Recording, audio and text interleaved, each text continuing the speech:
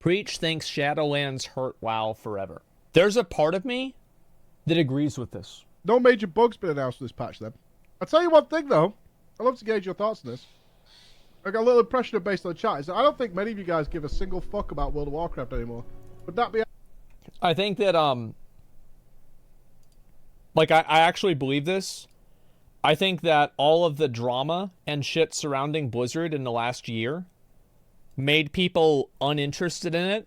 And I actually think going through and making everything in the game PC, like turning, you know, scantily clad women into fruit and stuff like that, I actually think that made people not care about it as much. Straight up.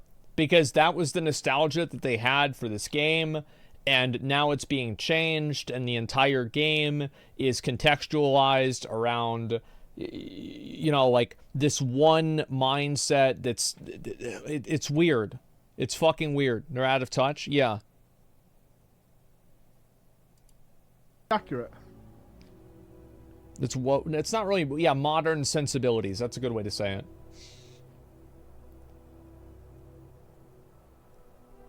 Just basing on today. But yeah, it is an accumulation.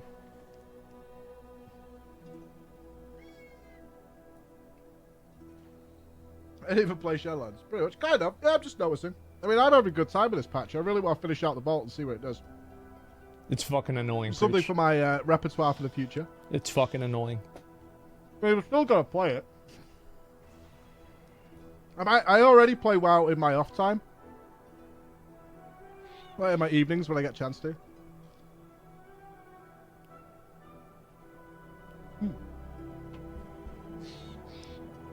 We were talking as a team yesterday. That wasn't yesterday, day before. And I kind of wonder whether Shadowlands did some irreparable damage to the player base. Because it kind of, a lot of people went and found alternatives. I think that's a big factor. Is that Shadowlands didn't turn people away from WoW, but it turned them towards other games.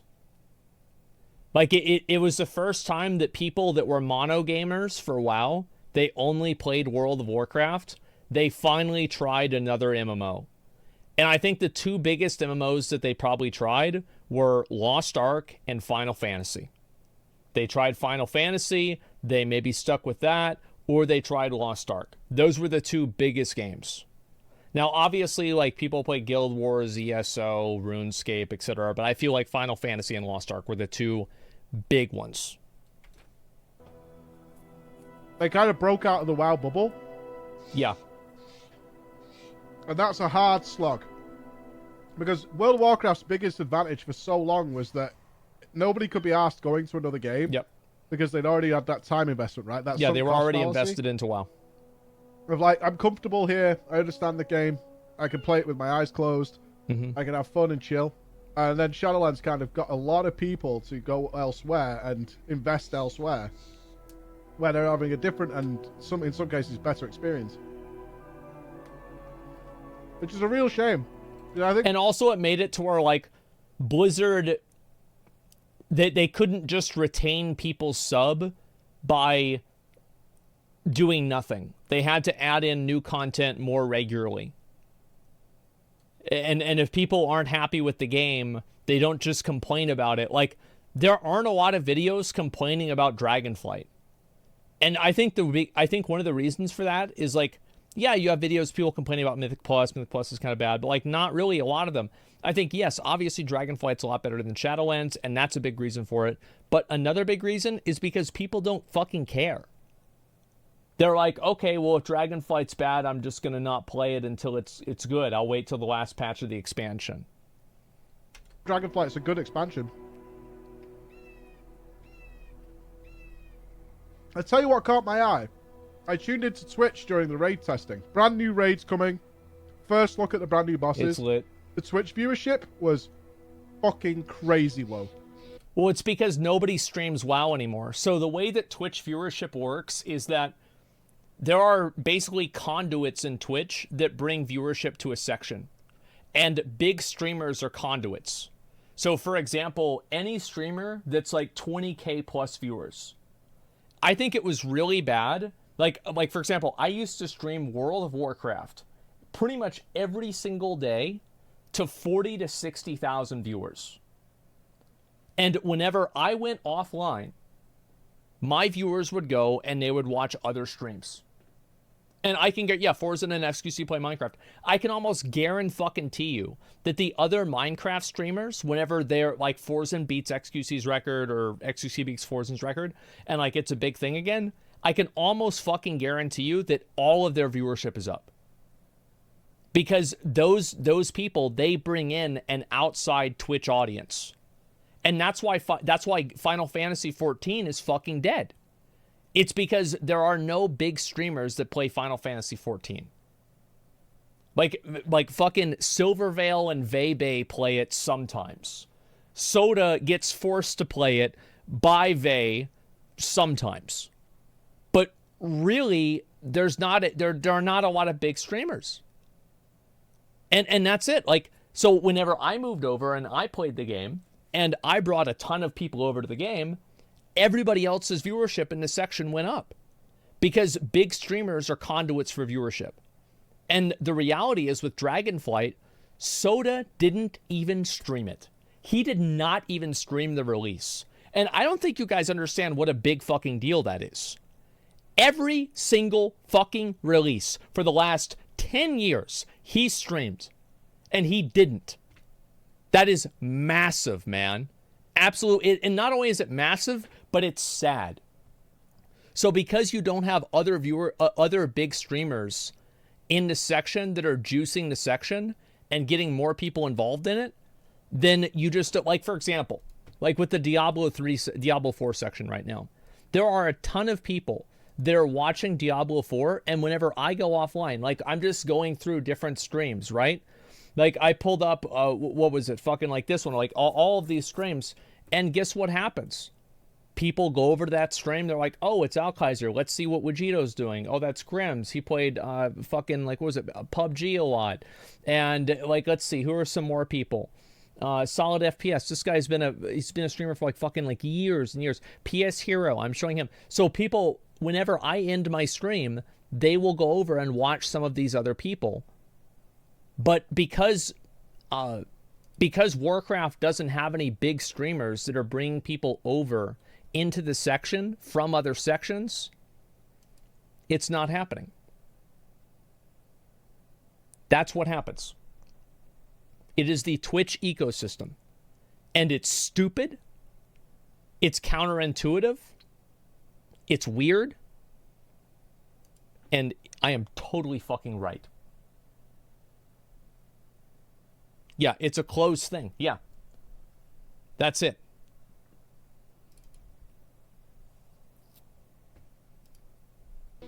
Crazy low. I think the top channel was like 2,000 viewers. Yeah, no ecosystem. Like, for seeing a first look into a brand new raid, that is weirdly low. It's like, for example, whenever I was streaming WoW all the time and I was collabing with other people, guess what? Their viewership goes up. Because whenever I go offline, or some of them are like, well, fuck Asmon. I don't want to watch Asmon. He sucks. This guy's better. I'm going to watch him instead. And that's what happens.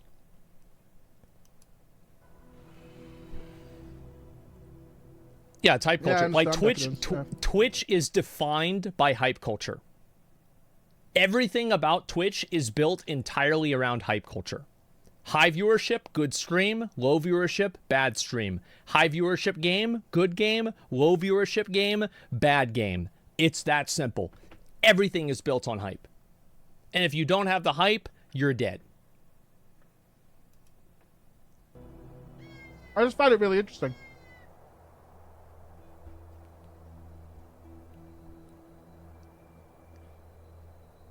No one cares about the raids even if they play WoW. I don't think that's true, but... I do, because the raids are so hard now, they're inaccessible. So why would anybody want to do a raid that has 15 different mechanics that are going to kill you? And why would they want to do that if they could just do Mythic Plus and get better gear? The raids aren't fun to play.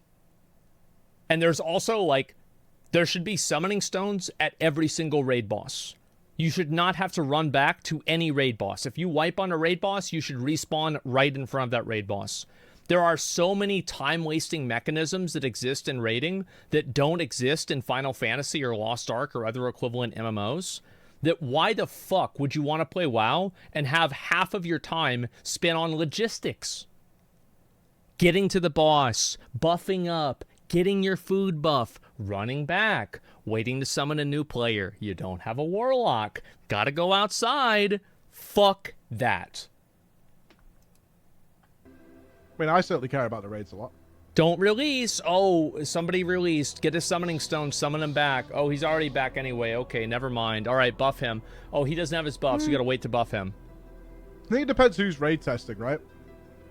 You'd expect it to be a bit higher than that, for sure. Mm-hmm. I think all the raid testing was getting beaten by, like, Peo just doing Molten Core or something. Yeah, of course, because it's more entertaining.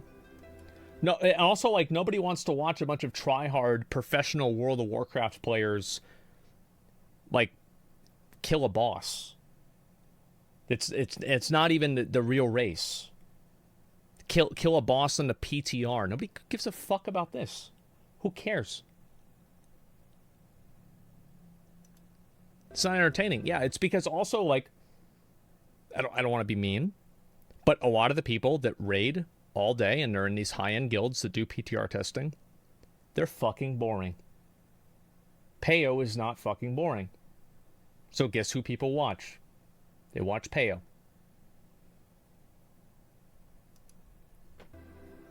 The content can carry with, like, a race to world first, but not outside of that.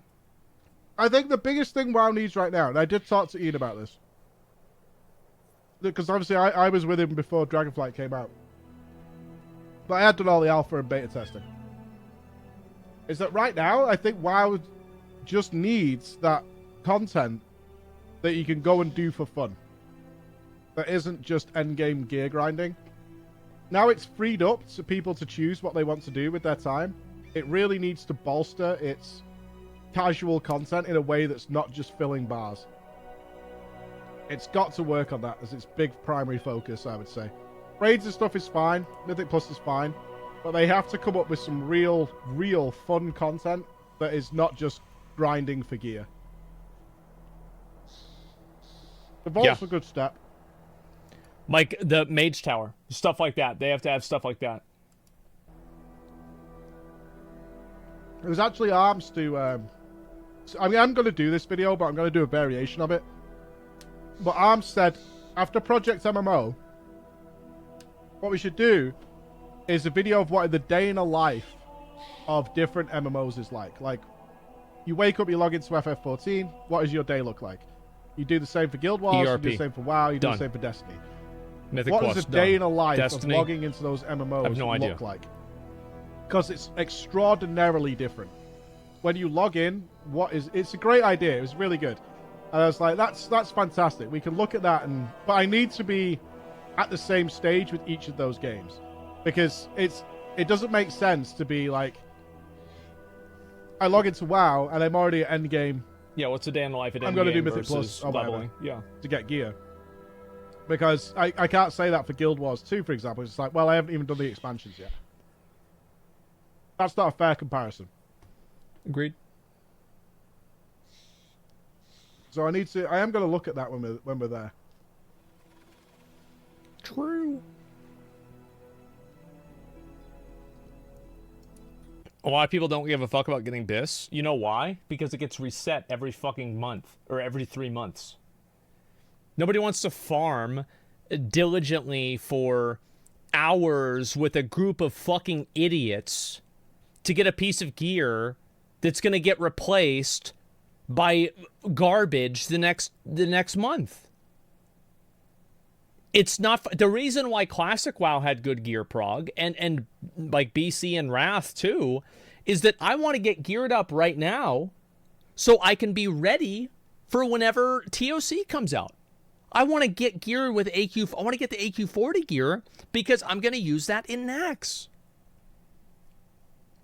Like, if everything just reset, who would give a fuck?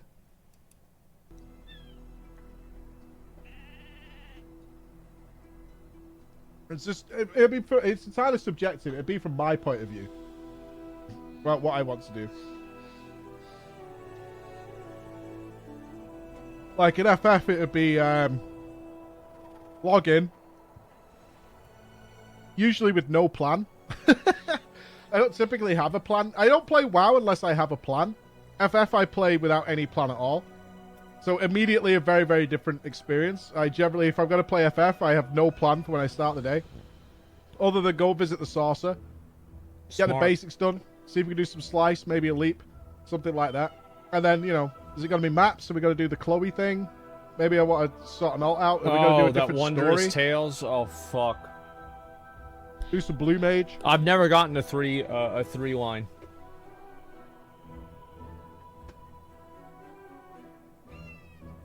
And we got to farm tomestones to get some savage gear, whatever it's going to be.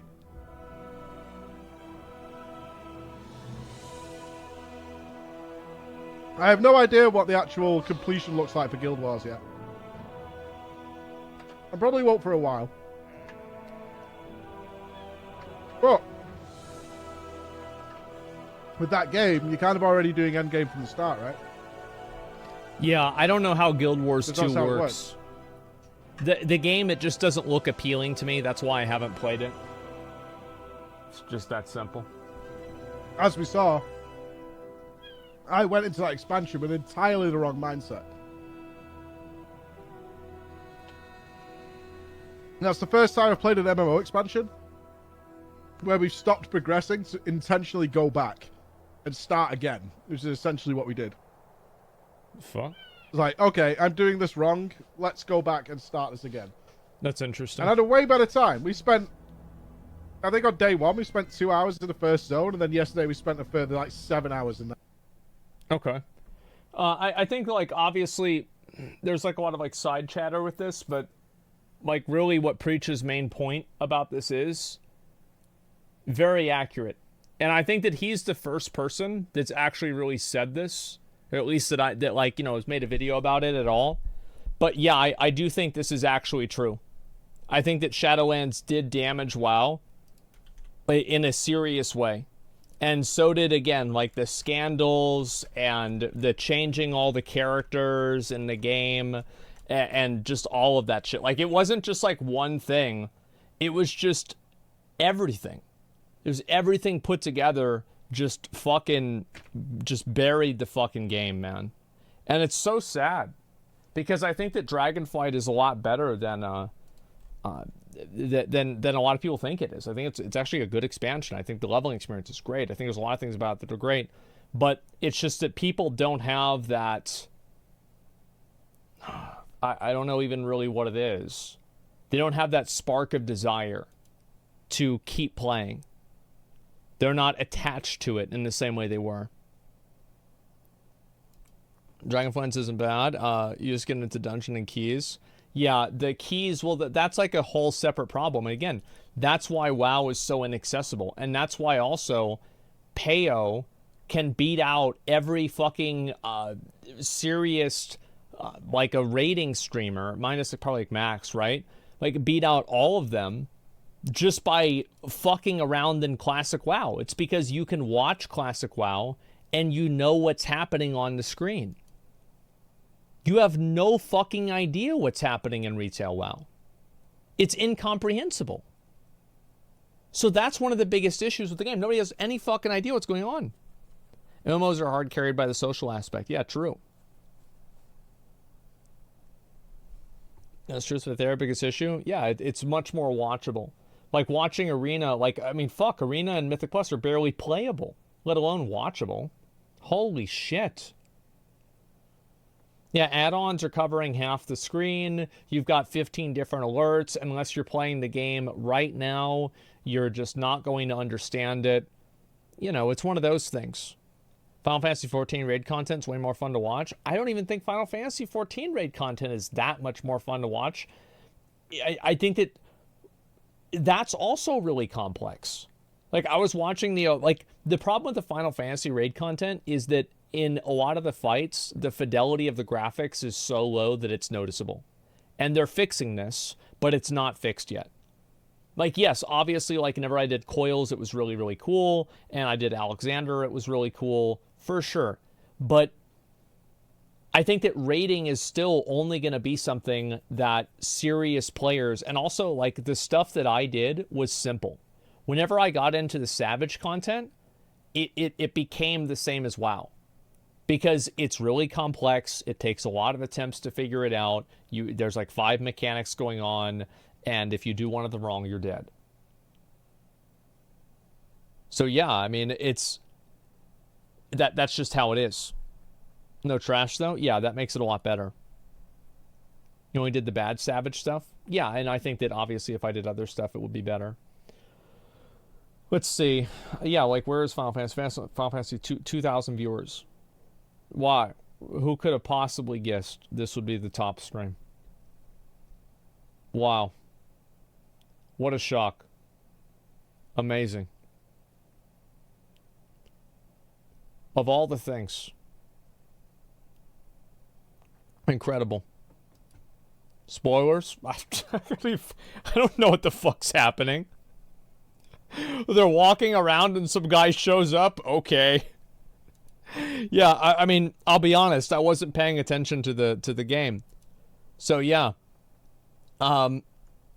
It's just there's not a lot to do, right? That's how it is.